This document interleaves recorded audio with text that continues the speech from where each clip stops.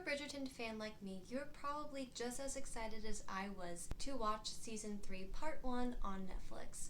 But unlike a lot of fans, I found myself to be rather disappointed by this latest entry in the Bridgerton universe and left me wondering, this is what I've been waiting for the past 2 years? I don't know about you guys, but I feel like they really missed the mark on this one. I'm Maddie Miss, and this is Ignore the Why, and today we are talking about why Season 3 did not live up to expectations. If you're a fan of Bridgerton like I am, make sure to leave a like down below, hit that subscribe button to get more Bridgerton content, and leave a comment down below. Tell me what you thought of the new season. Before we get started, let's have a little recap of Season 3 so far. The season starts with Francesca's debut into high society, and due to her more introverted disposition, she is a bit reticent about the whole endeavor. She doesn't like attention being drawn to herself. She'd much rather sit in her parlor and play her piano instead.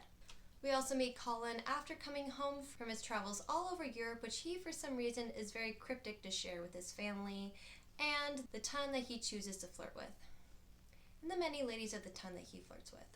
Eloise has also taken on a new unlikely friendship with Cressida, Penelope's long-term rival, who is consistently very contemptuous remarks on Penelope's appearance in public. We also are informed that the Featheringtons are also on very thin ice. Although they are still able to maintain much of their fortune and status, essentially the Featherington sisters need to produce an heir in order to maintain their family fortune. So as to not be at the mercy of her sisters when she descends into spinsterhood, Penelope decides to take matters into her own hands and go out into high society once again and try to find herself a husband.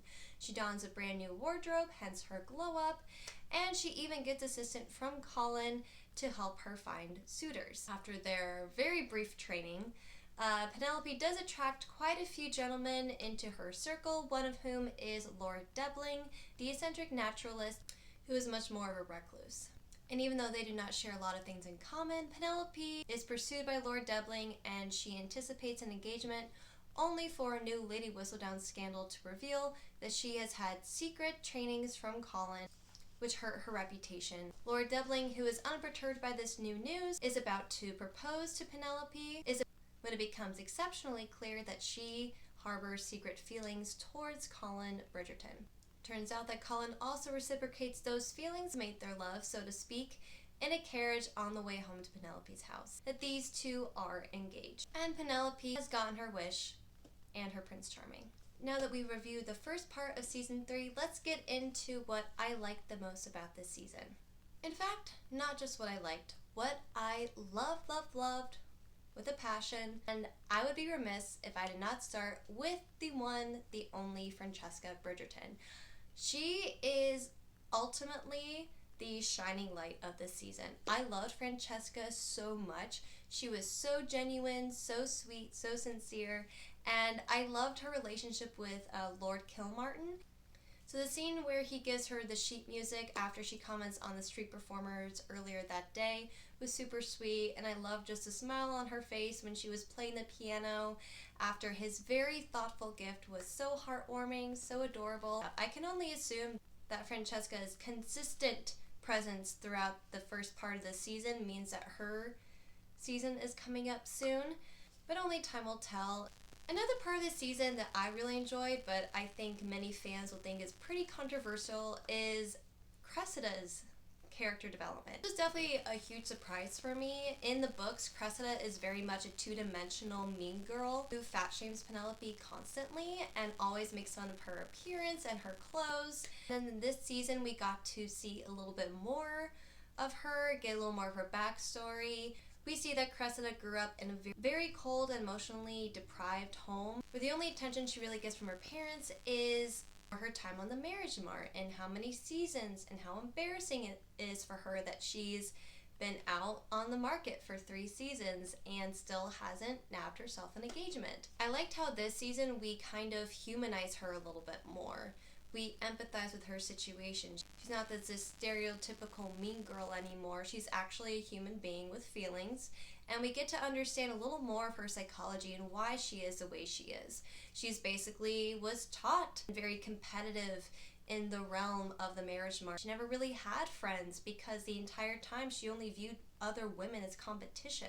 We also see how lonely she is and how quick she is to make amends with Eloise when Eloise wrongfully accuses her of going behind her back. Even though Cressida hasn't completely undone all the despicable things she's done in the past seasons, I think this is a great room for her to grow and develop as a character. Because Cressida is surprisingly similar to Penelope, both of them do have the same potential for being very sweet and very loving, not only friends but also characters. They also have a very prolific mean streak. Cressida is very outwardly cruel towards people she deems as a competition, whereas Penelope is very vindictive, and she takes out her contempt of the ton using her alias, Lady Whistledown, to hide her identity so she doesn't have to face the consequences of her actions.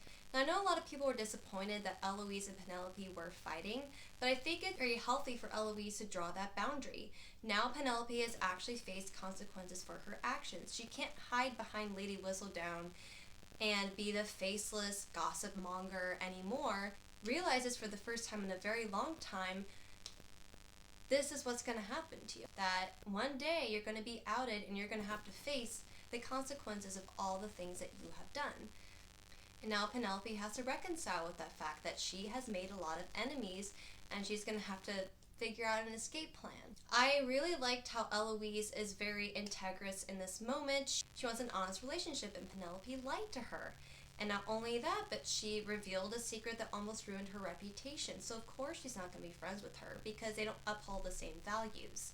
She was also very quick to adapt and make new friends with other ladies of the ton and even encourage them to have more scintillating conversations that don't just surround men and sewing, but also involve a little satire, a little spice in there. And I love that. Eloise is one of my favorite characters, and she always will be. She was from the very beginning. She still is now.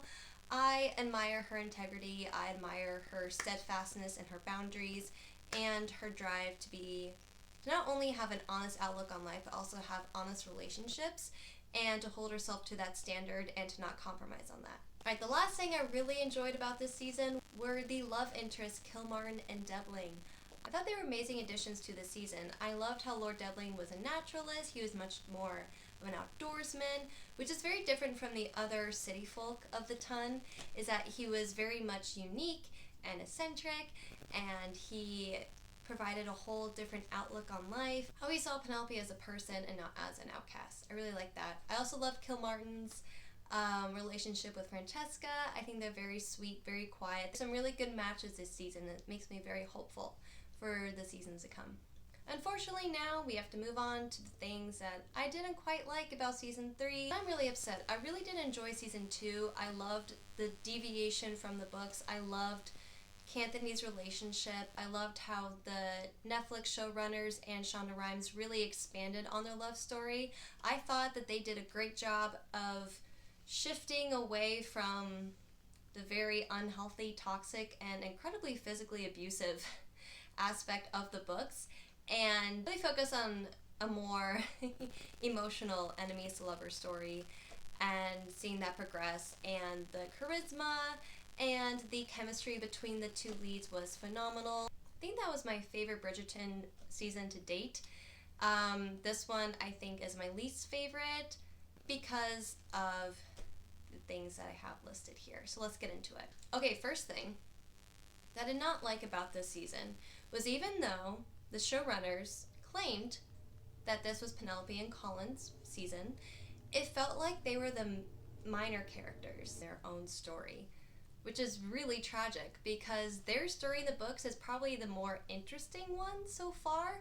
I've only read up to like book 4, so I don't really know how the rest of the series goes, but books 1 and 2 were so similar to the point where I thought that Julia Quinn just like copied and pasted the first book, rearranged a few things, changed the names, and called it good. But book 3 and 4 were very interesting because a lot of the books focus on a plot outside of the romance. The third book, for those of you who don't know, focuses on Benedict and Sophie's story, and it's kind of like a Cinderella story where Benedict meets this like masked woman at a ball and he's like infatuated with her immediately, and then she leaves at midnight, of course, because it's a Cinderella story, and he's like devastated and he's like combing through London trying to find her. Penelope and Colin's book 4, Penelope has resigned herself to being a spinster, and Colin is just this wanderlusty, brooding, closeted writer. I guess that's one way to say it. And they basically just bond over the mystery of finding out who Lady Whistledown is. So what is advertised as part 2, season 3, was actually the entire plot of book 4. And then that's when you find out that Penelope is actually Lady Whistledown, and that's basically where Lady Whistledown's career ends. In Julia Quinn's books, the thing that I like about the books the most is that they're hyper-fixated on the main couple. They never make really any deviations from that plot. They never focus on the other minor characters who have, like, brief speaking lines and some brief scenes in the books, but overall you're focusing on the 2 main characters of that story. The TV show does not do that. The problem is with the Bridgerton show is that they have kind of written themselves into this very convoluted net of characters where they get stuck on a few and they can't really get to the other ones, or they drop them entirely, like Daphne and Simon. They were briefly mentioned at one of the balls between Lady Danbury and the Queen, and we haven't seen them. Kate and Anthony had some very intimate scenes in the very beginning, like episodes 1 and 2, and then they were completely abandoned in episodes 3 and 4. Like, completely gone. Because that's a problem, right, with a series like this, where you have so many characters that, unfortunately, some characters' arcs and stories just get dropped or abandoned completely to focus on others. I think that's one of the many crutches that this show has as a whole, is just they have too many characters. They can't keep track of them all. And really, my one big critique of this show would be to just really narrow down and focus on the main ones, and just give like drops here and there of certain characters to, again, get some intrigue for the next seasons. But it just kind of feels so hollow now. This show kind of feels like what every Marvel movie is now. It's basically feels like an advertisement for other character stories, for other shows we're going to see. It doesn't really feel like it's a whole story in its entirety. Like, it just feels like it's so focused on trying to get the audience excited for other seasons that it doesn't even focus on the story of this season. Every show and TV series now, it just kind of feels like it's just trying to get you excited for the next thing.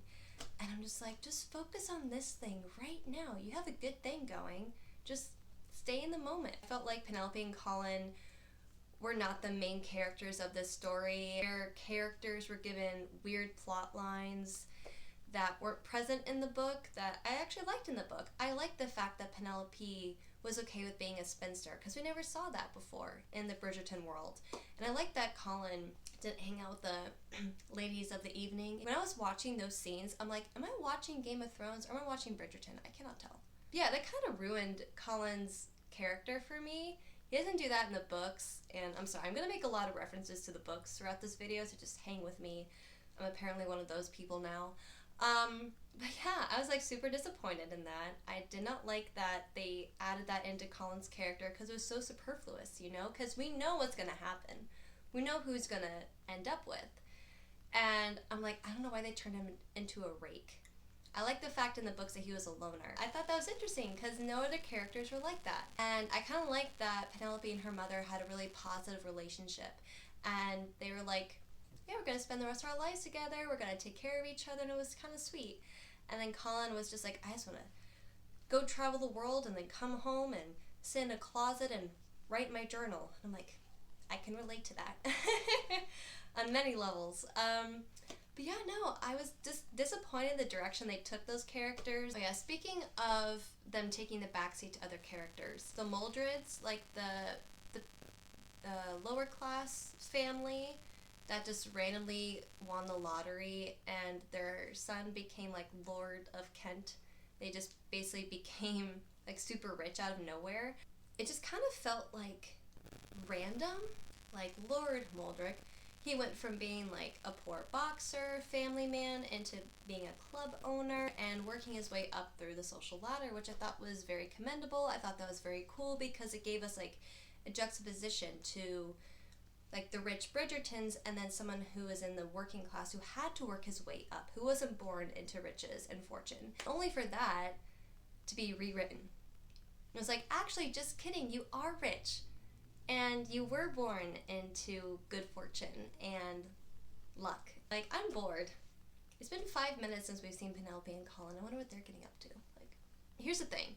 If characters are going to be taking up time in this series, besides the main characters, they need to have a reason to be there. I don't really know why these characters are here, other than to give a commentary on the lower class, but they're not lower class anymore. So what's the message behind their characters? What are we supposed to be rooting for if all of these characters are just gonna get out of debt super quickly without really doing anything to get themselves there, you know? I really think it's chalked up to poor writing, because I think it would have been a very interesting commentary to have them work themselves and their way up in the very, you know, American dream kind of way. Because then when Benedict and Sophie have their love story, they can make the argument like, oh, well, the Muldricks made their way up through society, and who says Sophie can't do the same thing? You know, like that kind of stuff. I feel bad for saying it because, like, they're good actors and their characters could be more useful to the story, but it just feels like they're just there to kind of take up space. I don't know. They just kind of exist. They're just kind of there. I don't know. It just kind of bugs me because it's just like, this is time we're spending on characters that don't affect the plot. Like, if you took them out of, like, the show, it would not affect the plot at all. It would not affect the main characters at all. And I think that's the thing that annoys me the most, is when you have all these characters taking up space that shouldn't really be there, that don't affect the main story at all. It kind of feels like they're wasting our time for no reason. Or it just kind of feels like they ran out of ideas for the main plot. I understand this is how the Bridgerton series has worked up to this point, but again, I feel like in season 2 and season 1, it wasn't this bad. I want to go back and time it. Like, literally, there was one point where I was looking down my watch, looking up at the TV, and I'm like, it's been 10 minutes since we've seen Penelope and Colin. Either one of them. And I'm like, this did not happen season 1 and 2. I guarantee it. Okay, speaking of minor characters that don't have any business in being in the story, what was up with the Featherington sisters? I do not like the Featherington sisters or the mother. They're basically the stepsisters and stepmother from Cinderella. I'm sorry, but their whole storyline was so cringy and so uncomfortable, so painful, I had to skip ahead. This whole, like, plot line where women don't know about, like, sex and how kids are made, but it's just like, it's so season 1. That's the problem with this. It feels like it was very emblematic of season 1 because you have, like, the rake who doesn't really care about getting married, helping this poor girl who needs to find a husband, right? Like Daphne and Simon, like Penelope and Colin, very interchangeable stories. And then again, we have women who don't know how sex works. And I'm like, the book had a perfectly fine plot. Why are you why are you changing it? It was fine. I think another major reason why the showrunners feel comfortable with deviating from the book so drastically is because it worked out so well for them in season 2, did not work out well for them in season 1 when they followed way too close to the story and people got mad because of the scandalous scene in episode 7, I believe that's when it took place. So they got backlash for that. They got a lot of controversy out of that, so they had to switch gears and change things up in season 2.